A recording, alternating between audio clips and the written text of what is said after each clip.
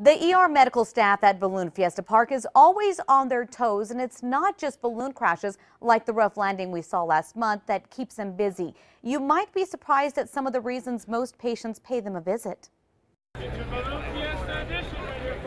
They come bundled up from head to toe wearing sweaters, some even wrapped in blankets, prepared for just about anything.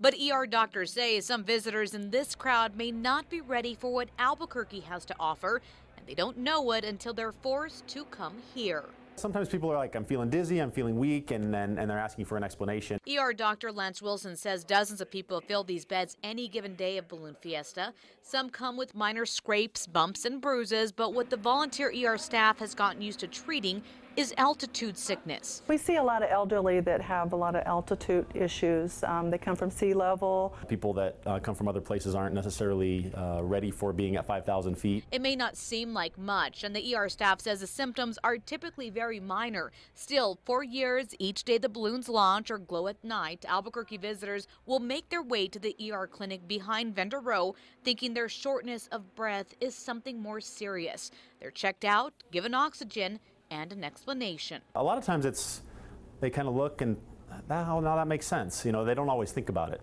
But Dr. Wilson says high altitude is not the only culprit in New Mexico. They don't always think about it, but the climate's so dry here that a lot of people will get dehydrated. They saw that the first morning of Balloon Fiesta when one woman was rushed in. One lady, in fact, was so dehydrated that we put an IV in her and gave her some IV fluids.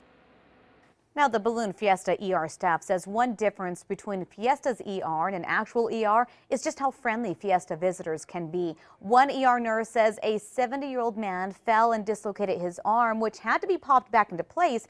When it was done, he smiled and then asked to go back onto the field.